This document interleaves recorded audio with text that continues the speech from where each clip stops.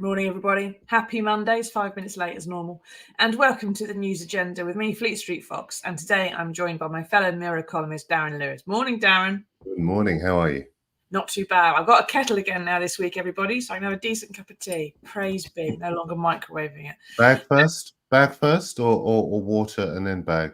Well, obviously, bag first when it's a cup of tea. I actually had water first, then bag, then milk. I know, heresy. Please don't look at me like that. That happened to me in a Costa Coffee the other day, and I just stared at the man until he went off and did it again. What? What? Bag first. You have to steep. We'll have this on another day, Darren. But heathen. This is the People's Pay-Per-View. Please get into the comments. Tell us what you feel about bags and not bags. We'll do our best to answer your questions. Those of you listening later on podcast are just going to tell it to the birds instead, I'm afraid.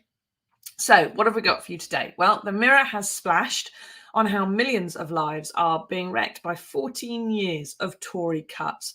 More on that a bit later in detail. But first, I want to take us to something which probably doesn't impact as many people, but will, I suspect, make you angrier, which is a fire sale of pandemic ventilators. Now, Darren, can you take us through this a bit? Surely we don't need these things anymore, and they can quite rightly be sold off, can't they? Yeah, well, it's funny actually, Susie, because every time I come on here, we seem to be dealing with another scandal in plain sight. And this time it's a really important investigation by our investigations editor, Nick Summerlad, and he's been ably assisted by Russell Scott. So the detail is that thousands of ventilators are bought for £50,000 each during the pandemic. They're sold for as little as £100. Many of them were never used. Now, the detail of the story comes from the Good Law Project, which is a political non-profit company, and Joe Morm does a great job with them. And they found that the machines that were up for grabs were at online auctions. Nick and Russell watched. Some of the lots didn't even get sold, which suggested that the prices would get even cheaper. Now, I've got a quote from Joe Morm here. He says, the government held on to those ventilators for 4 years before selling them for peanuts. We lost money storing them. On pandemic storage alone, we've lost a fortune. We've spent millions of pounds, over £1,000 million. And there's also a quote from the Shadow Chancellor of the Duchy of Lancaster, Pat McFadden, which kind of sums up where we're at with this story. I know we'll get into the detail of it even further, but the Tories have shown yet again that they can't be trusted with public money. And when you think about all of the, I want to call it conjecture to be generous and to be diplomatic, around the awarding of contracts, COVID contracts, PPE, ventilators, etc., they raised questions, to say the least. And now to see them being sold off so cheaply, well, there are even more questions than answers. Yeah, well, the Tories would have us believe that this is Labour's job to be loose with the public purse strings and to not take proper account of finances and so on. But let's just go into some of the detail here. So the ventilators were £50,000 a unit. All right. And when you consider that that kind of machinery was saving lives from people whose lungs weren't able to breathe on their own during the pandemic, that probably seems quite not an unreasonable amount of money necessarily for a ventilator that can be used for, lots of different patients. And of course, we did buy them in a rush. So, the people providing the ventilators were able to rack the price up a bit. But they're being sold on online auction sites for £100. Now, that is 0.2% of the price that was paid. I just invite our viewer to consider the stuff in your house. If you're going to put something on eBay that maybe you haven't used or you never opened or you just had lying around, like the exercise bike in your bedroom or whatever, would you be getting 0.2% in return for it? Would you settle for that? And would you have the brass neck to say that was getting taxpayers' value for money? Probably not, no. And from that, also that £100 that they're being sold for, you've got to take off the cost of storage and the contracts to firms who are auctioning them on our behalf, providing auction services on our behalf. So it's probably at a loss. You know, we'd spent 50,000. We're probably spending money just to get rid of them as well. Now, it says in here, Darren, that they've uncovered the government has spent £1 billion on storage alone. I mean, what?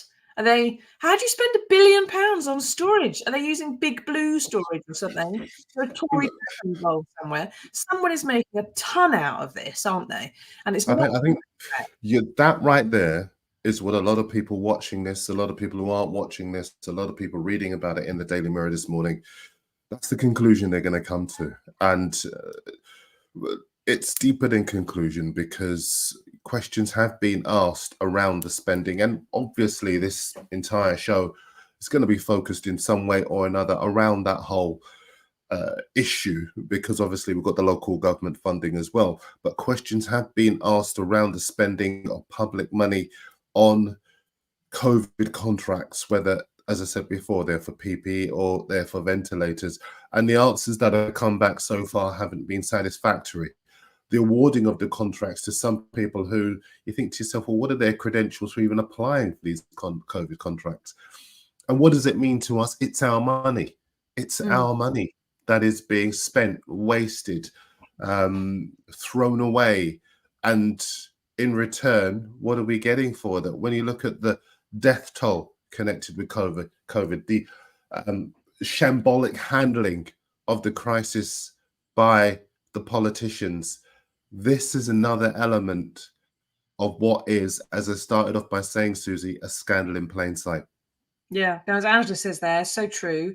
But let's go back a little bit. Let's try and remember what it was like during the pandemic. Now, because they had sold off all the pandemic equipment previously that they hadn't needed, right? They found themselves short of ventilators, gowns, masks, everything that you need to deal with a sudden outbreak of a novel disease. And there was uproar. And the Mirror was among other newspapers, and I'm sure that our viewers, can you remember this? Because I certainly can, that we said, you've got to have PPE. There's got to be ventilators. What the hell are you doing? Step it up.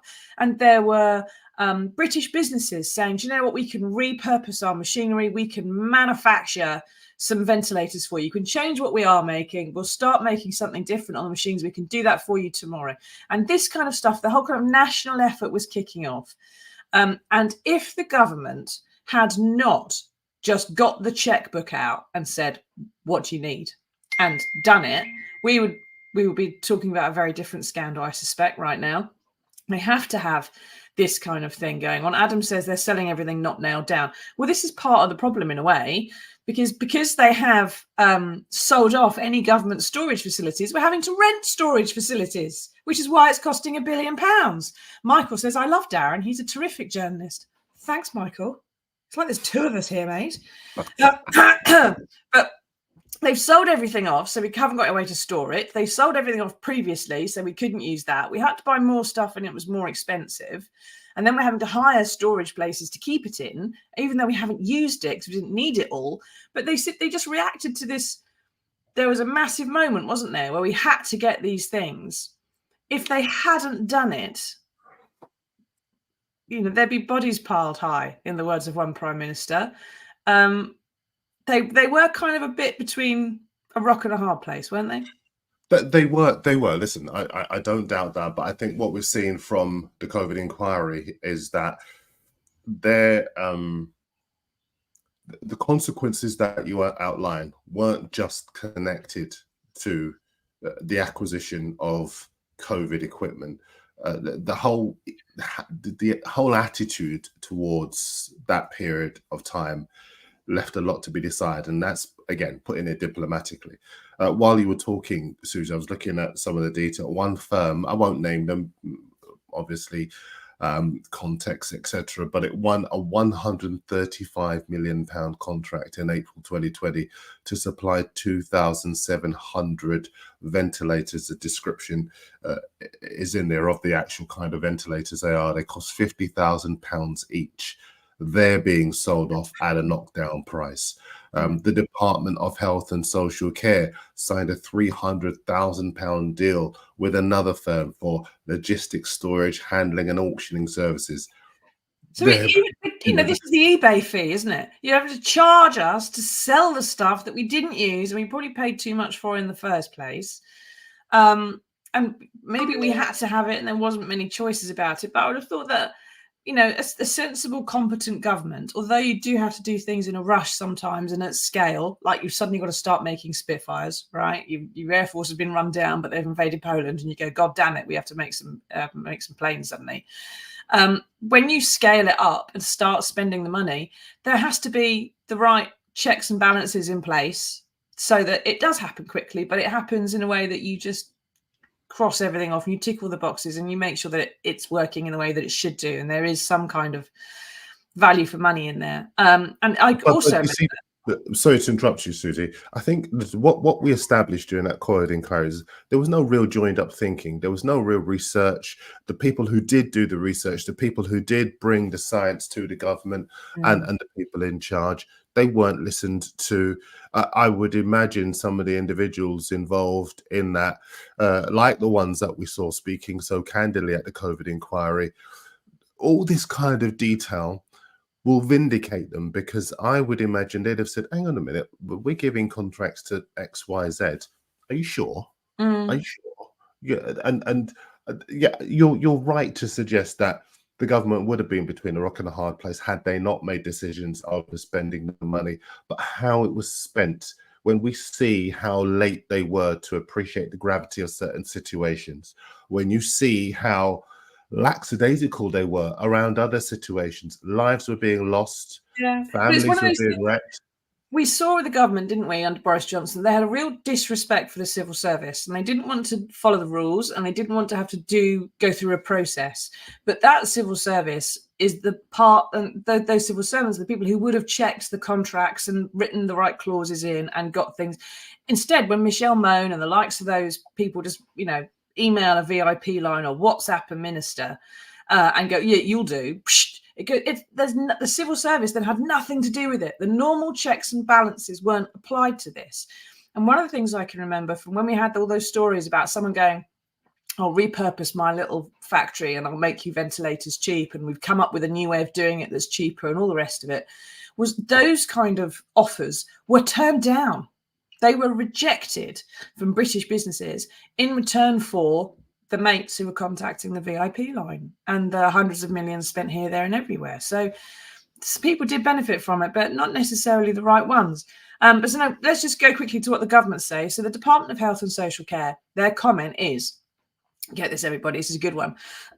We are taking action to save taxpayers' money on storage costs by reducing the stockpiles of ICU equipment which are no longer necessary, including by selling or donating excess equipment.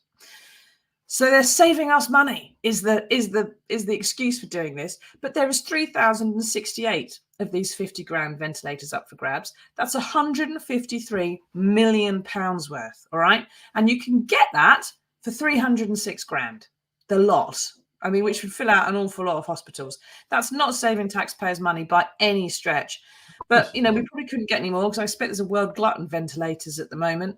I mean, Darren, if you were there and this had already happened, how would you possibly, you've got to sell off the ventilators now because you don't need them and they're costing money to store.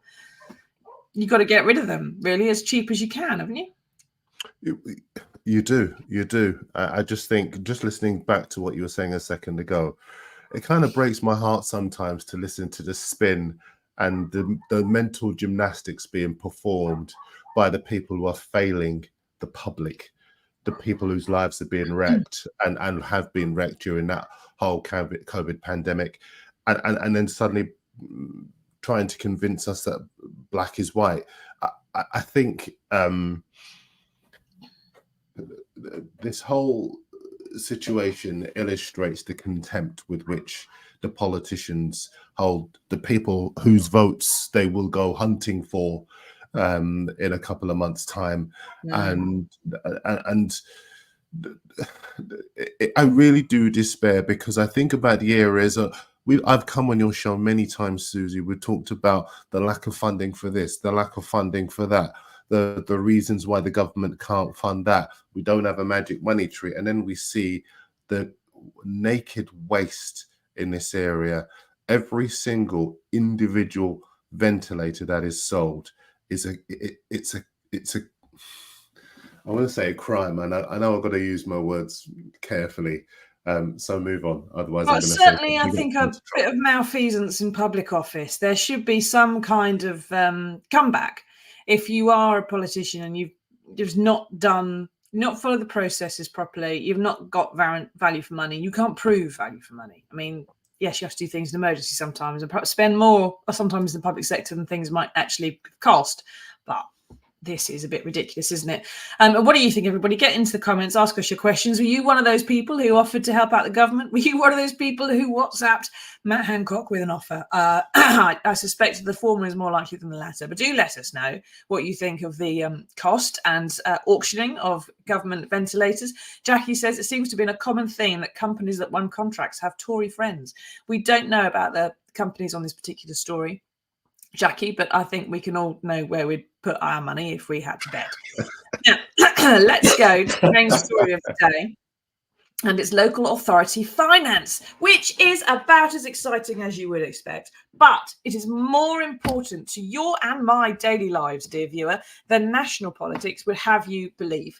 So 14 years of Tory cuts has put 40 local councils at risk of bankruptcy, the Mirror is reporting today.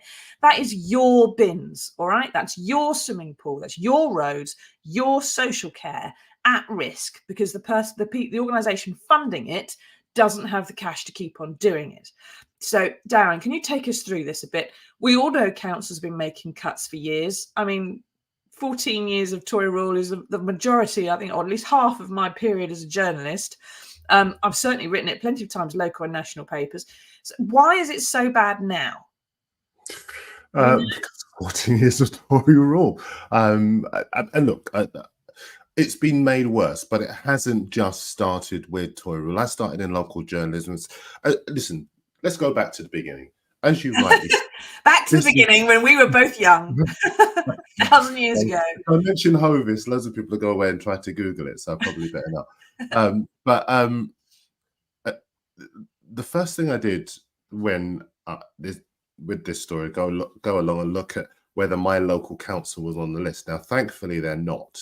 But that's not to say they won't be at some stage because of the lack of funding for local councils. The story is that nearly 14 years of Tory cuts have pushed a growing number of local councils onto the brink of collapse. And the story quotes Jonathan Carr-West, who is the chair of the local government committee.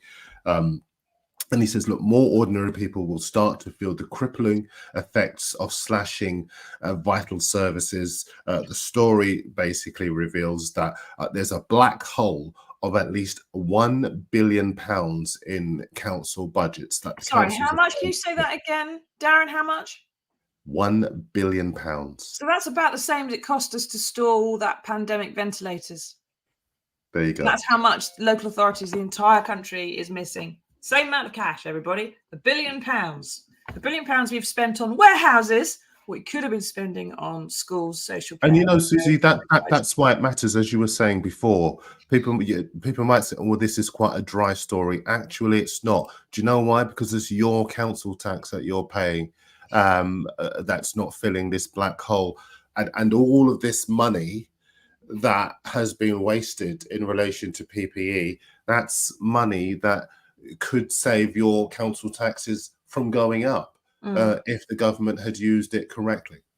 Yeah, and of course your council tax, when it does go up every damn year, it's going up to patch things that are more expensive to have to patch because they weren't being run properly in the first place. Vis-a-vis, just look at the potholes in the roads. You know, patching that every year is more expensive than just laying a new damn road occasionally when it needs it.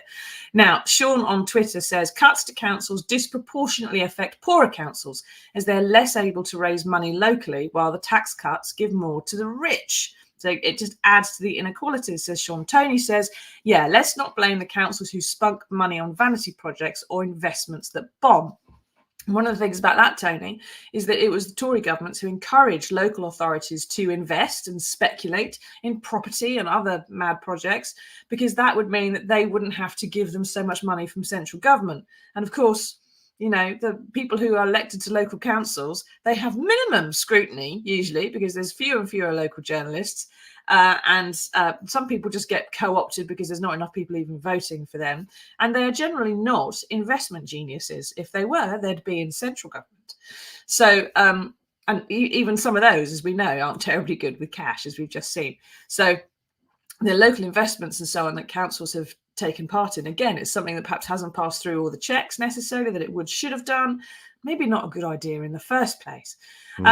Susie, I want to just read you a quote from Jonathan Carwest. I mentioned him before as the chair of the local government committee. He says, the councils are warning that they might have to issue a Section 114 bankruptcy notice.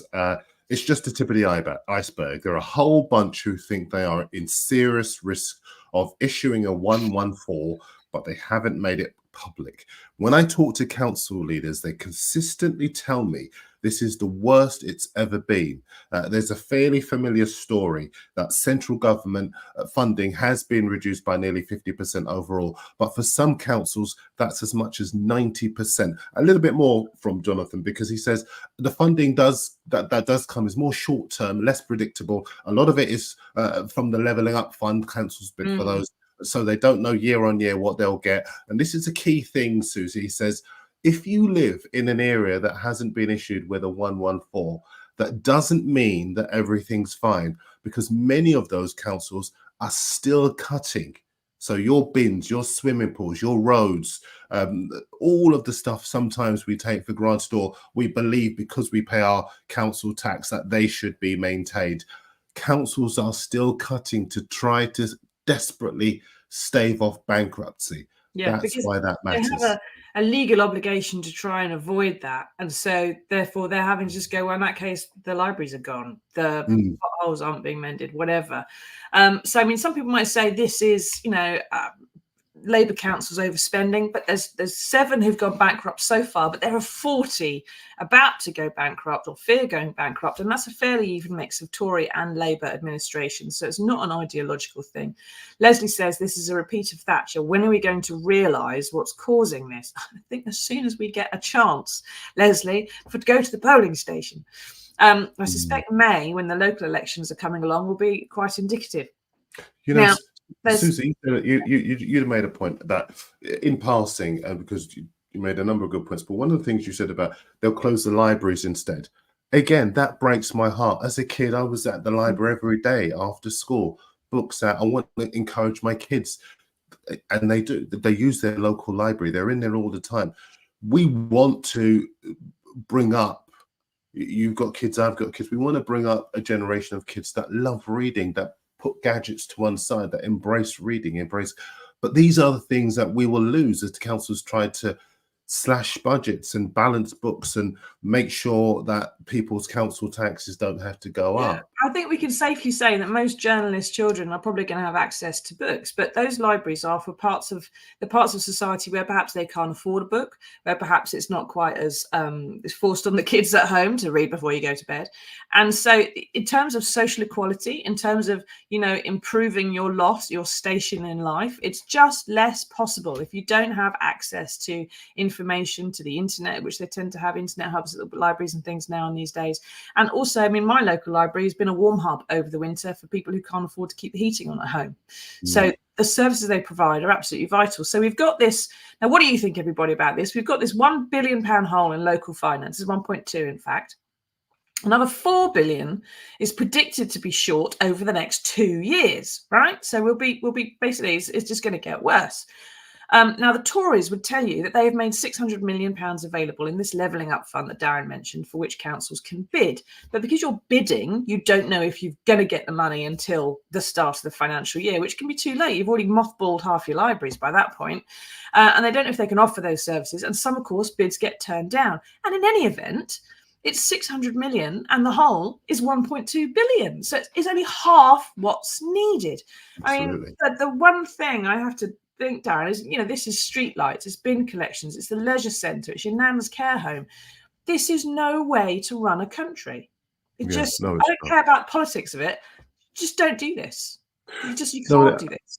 And it's really important that we outline the real world day-to-day implications of, again, as you said before, some people might think this is a dry story, a finance story, something that isn't particularly sexy, but it matters. Street lighting, safety, um, bins, the swimming pools, and health and fitness, and all of the different aspects of our lives that are impacted by these cuts matter.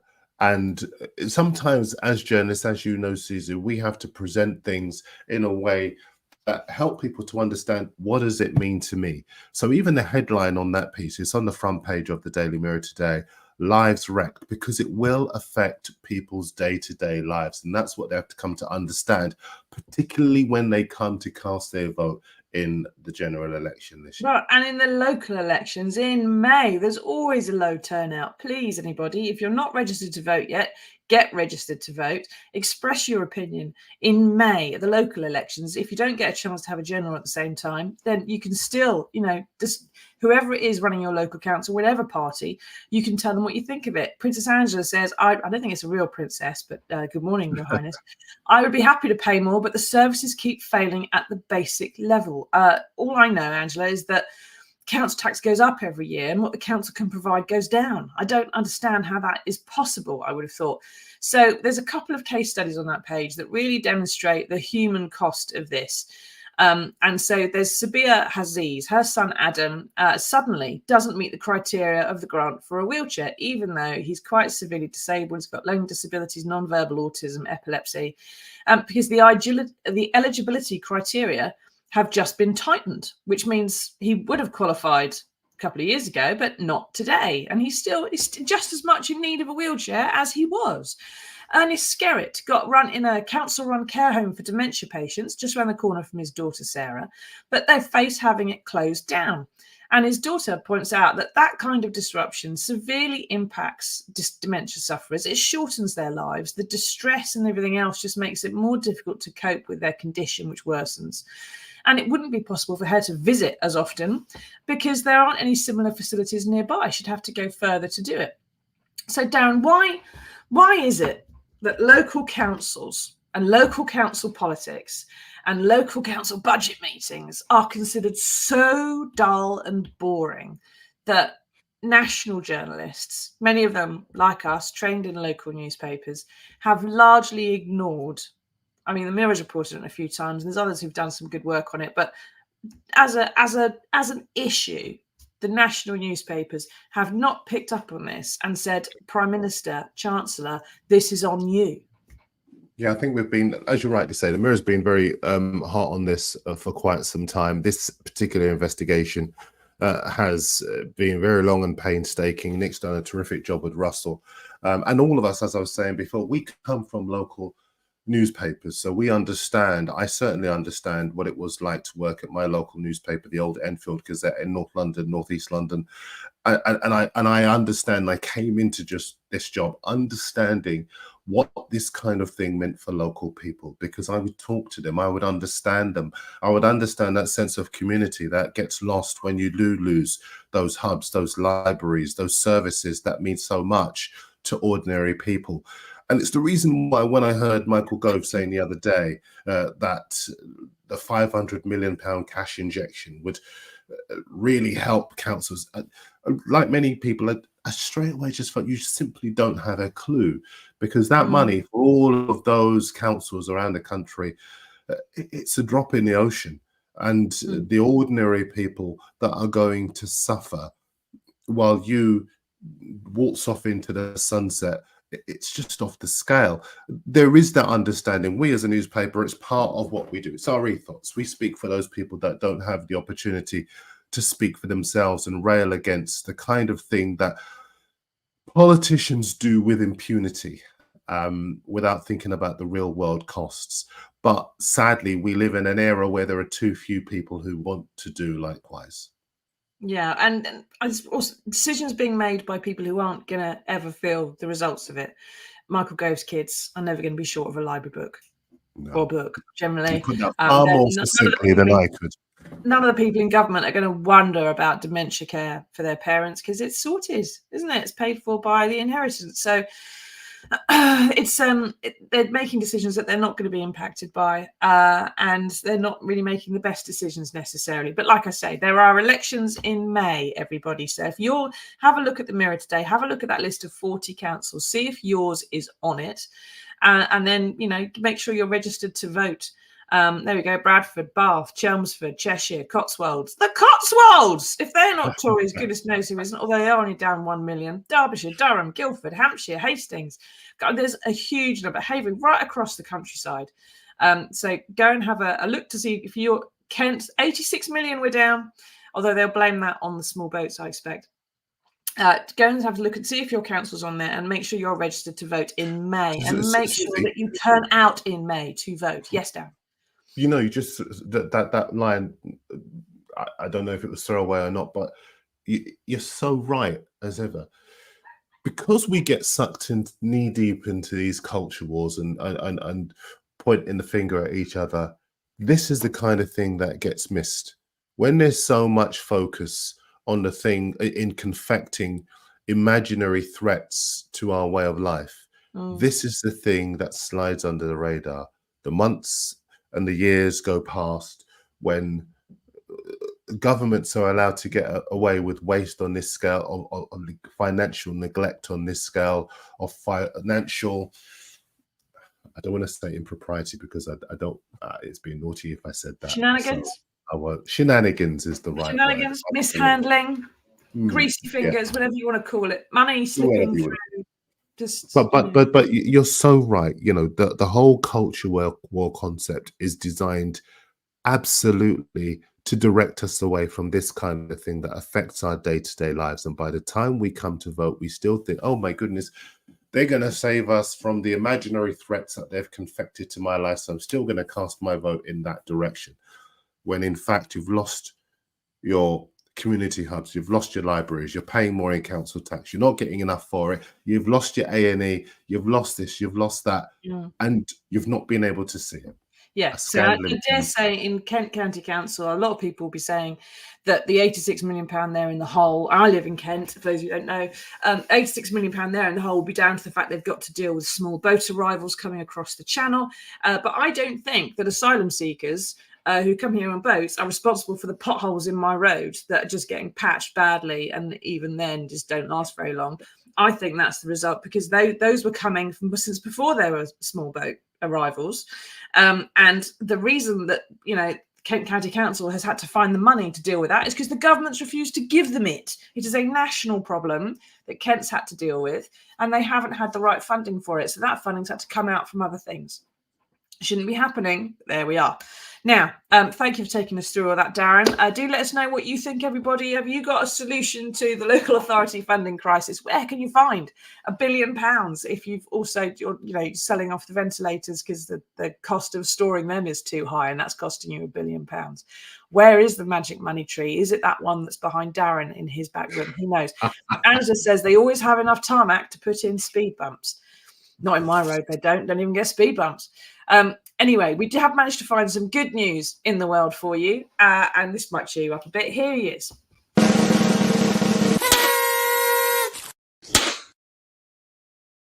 Here you is. What am I saying? Anyway, now, if there's one thing we like on this show, it's an animal story. And if there's one thing we really like, it is an animal expressing a need for independence. Now, that's what's happened in Kincraig in Scotland, where a Japanese macaque monkey has gone over the wire of the Highland Wildlife Park and is on the lam in the Cairngorms, like Mel Gibson searching for an Oscar. Now, it's been spotted eating out of bird feeders, and I'm sure the macaque would be safer, and maybe the local family cats will be safer too if it's back behind bars. But Darren, is this proof that you can put an animal in a zoo, but you'll never take its freedom? I can't decide whether I want to call it McVicar or a macaque. Yeah, exactly. It's a terrific story because I'm wondering where it's gone, whether it's hiding out somewhere and someone's making it some breakfast as we speak, and it's sitting with its feet up. Marching on York. That's what it's doing. I had a cough. If you make me laugh, I'm going to cough all over this show. I do apologise. It's marching on York. It's trying to convince Robert the Bruce's ghost to come back and try again. And hopefully it's painted in blue on its cheekbones, like it's got a bit of woad. And it's at some point when the zookeeper turns up and wants to arrest it and take it back and come out with a net, it's going to just turn over and slap its bottom cheeks. Well, it was reported that he was eating out of a bird feeder in a garden. So I'm wondering if there's somebody who's going to sort of waltz to the bottom of the garden, maybe open up the shed, and there he'll be with his finger. He's actually taken the nuts. He's taken the whole bird feeder over the fence and away. Well done. Can we please call him Mel? Can we please call him Mel the macaque? Please, anybody. And obviously, William, or Wallace. I don't care. I'd love it if people suggested names for this. Wallace the macaque. Is there a name in that? I can't see this. No, there isn't. He's just a Japanese macaque in there. Maybe he does have an actual story that's, a bit of a backstory. I don't know how he's. Obviously, I mean, these are monkeys which are normally they bathe in hot springs in Japan that are sort of warmed by volcanic activity. So being in Scotland, which only has extinct volcanoes, isn't the best place for it. Mm-hmm. Maybe it's trying to get back somewhere a bit damn warmer and have a hot bath, which it's used to. Maybe they provide that kind of thing at the Highland Wildlife Park. I don't know, but I would have thought really that if it was me, I'd be leaving bird food out for it. Put it that way. And I hope that it does march on York. That would be absolutely fantastic. Let's call it Wallace the macaque. Or Mel or something. And I think that's a rather marvellous tone to end on, because someone's getting out of Dodge, even though the rest of us are stuck here dealing with whatever the Tories have left for us. Thank you, Darren, for taking us through all that. Thank you, everyone, for taking part. We're going to leave you now to get on with the rest of your Monday and do some proper work. So we'll be back again on Wednesday for another edition of the News Agenda. But till then, everybody, stay safe. See you on the other side. Tatty bye.